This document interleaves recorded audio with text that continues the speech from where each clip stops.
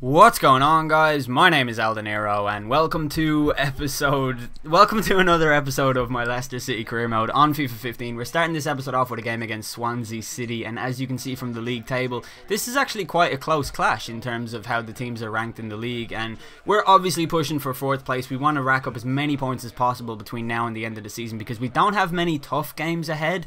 I think we only have Man City, Chelsea and Man United to go, so we've played most of our tough games and the next ones should be winnable fixtures, so we're going to see how we get on. I want to say real quick, if this episode gets to 600 likes before around 6:30 this evening, then episode 34 will be uploaded at that time.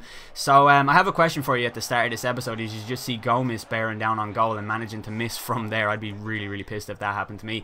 But my question for you guys is kind of related to the question in the last episode, and it's quite simply, who has been your most disappointing signing so far? Someone that you had high expectations for and they turned out to be nothing but a flop for you, as Angel Rangel makes it 1-0 to Swansea City in the 45th minute. Such a tame goal to concede. I think I was very disappointed with it, but we did come into the second half looking for something else out of the game. And just related to the question that I'm asking, my disappointing signing is obviously Saido Berahino, who got a brace against Cardiff City, and he also got a brace in the Capital One Cup against, I think it was Charlton or maybe another championship club, one of which was basically an own goal that he somehow got the credit for. And he has something like 5 goals in 19 games, which does seem like a decent return, fair enough, but he's been awful. He's missed so many chances, especially in big games, and I've just been really disappointed with him, and I just don't care how he develops unless he develops the ability to shoot from 6 yards and actually score from there. But as you can see, this game is completely slipping away from us as we drift into the final 10 minutes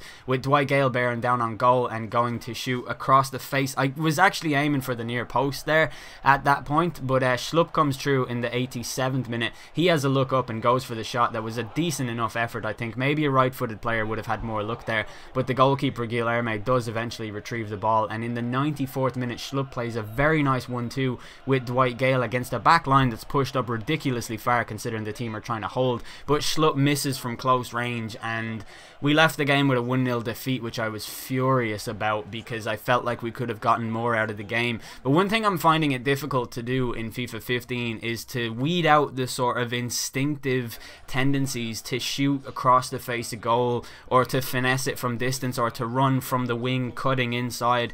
Usually the defenders come across and intercept those pretty quickly, and it's quite difficult to just not do it out of instinct. But I do think that once I learn how to play FIFA 15, in the sense that when I become fully accustomed to what I'm dealing with, I will be a much better player. But our next game is in the league. Once again, we're playing against West Bromwich Albion as we welcome them to the King Power Stadium. And they started off in pretty good form with Sessegnon's header going just wide of the post. And then we come up to around the 17th minute with the ball coming to O'Sullivan on the left-hand side of the pitch. He plays it into Sessegnon. There was a little glitch there because I paused it at the time and I had to edit that out. But Graham Dorrans does give the visitors the lead after just 18 minutes, and that was quite annoying because I did mark Graham Dorrans on the right hand side as being not that much of a threat because I don't really think he's that good of an attacking winger, but he did a good job finishing that, and they almost made it 2-0 around the 24th minute, but it didn't happen. And then Gardner's shot went way over. That's Craig Gardner, the brother of our player Gary Gardner. In the 29th minute, from a corner kick, the ball comes to Jones in the box, whose header had to be saved quite well by Kasper Schmeichel with the reflex save,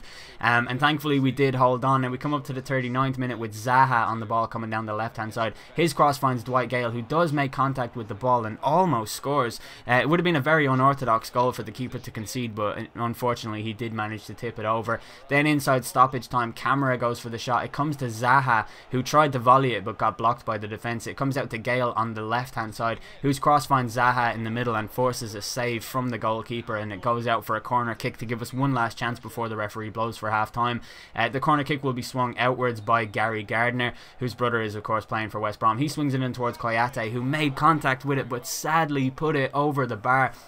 But we come into the second half trying to find the equaliser and eventually push on for the winner as Koyate intercepts the goal kick. He plays it to Dwight Gale, who plays it out to Knockaert on the wing, who sees a good run from Camara, who gets in behind Macaulay in the West Brom defence and gets into a great crossing position. And from those positions, it's very difficult to not score, and Scott Sinclair scores against his former club. I didn't really mean to celebrate. I didn't really know what I was doing in the heat of the moment, but I don't actually know how to do the respect celebration, so I didn't do it. And in the 57th minute, we got another corner kick with Koyate finding just just a wide mark. I so thought it was gone in at the time as well. I was nearly up out of my seat celebrating, but sadly it wasn't to be. Sinclair gets dispossessed in the box in the 88th minute, and the defender panic clears it. As we were putting all of our momentum going forward, I actually heard Alan Smith in commentary say that West Brom were parking the bus. He makes a comment about it. If you actually listen out to the commentary, sometimes they do give you some tactical tips. Unassumedly, they'll say stuff like they're parking the bus, or they'll say stuff like they're going all out attack, or they'll mention a change in the lineup of the other team and how they're going about doing it. But we come up to the 95th minute with Schlupp on the ball. He takes it kind of around Macaulay and gets into a shot to shoot across the face, but sadly the goalkeeper saved it. It went out for a corner. Naturally nothing came in the corner, and we leave the King Power Stadium with a point. So from our last games against Swansea and West Brom, we've collected only 1 point, which is a severe dip in form for us. And our next game is against Arsenal, but not to worry, because this is actually in the FA Cup at the Emirates Stadium. This is the quarter-finals, and you guys are about to see the tournament tree and understand why I didn't really care about this fixture. Like, we've got Man City, Man United, Chelsea, and then either Arsenal or Leicester, so I figured there's no way we're going to win the FA Cup. The board only wants us to get to the last 16 of it anyways, which we have done. In fact, I think it was the last 32. Arsenal's team lineup was a very good one. It's very attacking minded. They've got Cazorla, Dzeko and Sanchez, which is a very good front three. We've got I guess, would you say it's a weakened team? I don't really know that it is, but it's definitely not our most powerful one that we could have played at the time. Schlupp and Zaha, neither of them are strikers, and they're both playing in that front row.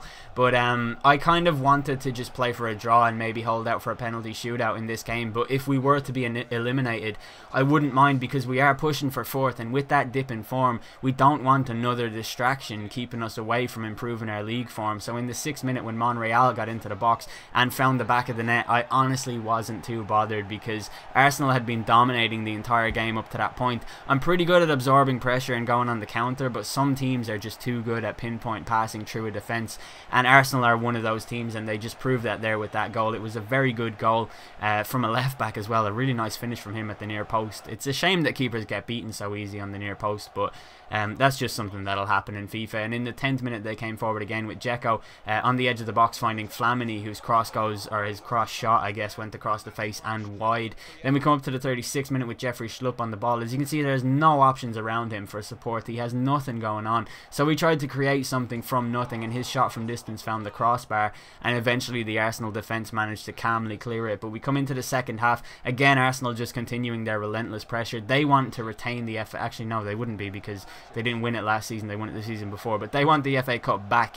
And Alexis Sanchez crossed to Dzeko. Schmeichel did get a hand on it, but it wasn't enough to keep the ball out of the back of the net, and Arsenal go 2-0 up. And from here, I knew the game was over. I knew there was nothing I could have done, but I thought it'd be very important to not go all out attack, because we didn't want to lose with a defeat so much that it would affect the morale of the team. So they did make it 3-0 in the 56th minute, mind, through Santi Cazorla, but it wasn't as a result of us being too attacking and too adventurous up front. It was just because they passed us to death essentially, and they did get in to get that goal. That makes them pretty much a shoe-in for the semi-finals now, where they will play any of the traditional top four. Well, no, not the traditional top four, the new top four. I don't know. I'm not trying to offend Liverpool fans by excluding them there, but let's face it, there are four very, very good teams going into that semi-final draw, and to be honest, I'm kind of glad that we're not there. I know that's not really a popular opinion to have or whatever. Whenever managers talk about the FA Cup, they always attribute this sort of magic to it, which I never really understood, in all honesty. I think the FA Cup is a tournament that would be a lot better if one of the stipulations was that the winner got a place in the Champions League, and I think that's how you'd make it more competitive. But regardless, we come up to the 90th minute with Dwight Gale getting into a good position ahead of Debussy. His shot almost did find the back of the net thanks to a mistake from Chesney in goal, but it wasn't to be. We end with a 3-0 defeat away from home. But like I said, I don't care, and for all the people asking for a squad report, here it is at the end of the episode. I'm sorry that it's so late and that it's been so long, but it was kind of, you know, sometimes the months are really weird. Like, I think March, February only had a few fixtures in it, and I just didn't really get the time to get around to doing a squad report. But John Stones is a player who is kind of worrying me now. As you can see, he's 75 rated still, but he is declining in those stats, and that's due to his injury that he picked up, and he's probably not going to make it back before the end of the season, or he might make it back for the last 2 or 3 games. But he's a big loss for us in defence. Not too much, thankfully, because we do have Koyate for cover. But it's a little bit disconcerting that his rating is going down. But I suppose that's what happens in real life. Players do decline when they get serious injuries. Like, look at any player who's had a broken leg or whatever and how much they've struggled to come back from it. Aaron Ramsey excluded, of course. But our team's really good. I'm very, very happy with the layout of it. And I'm really, really, really trying to push for that 4th place, because that would be an unbelievable achievement, I think, in our 2nd season. Because when I started this series off, I honestly expected it to take 4 seasons to get there to that stage. But if we get the money from the Champions League next season, the players we'll be able to bring in will be unbelievable. I'm not going to go for massive star signings, I don't think, just yet. But I don't know, I haven't actually identified any targets at all. I think it'll be interesting, though. It'll be an interesting time. But that's the end of this episode. If you guys want to see another episode later on today, then get this to 600 likes before 6:30. I've been El Dinero. Thanks for watching.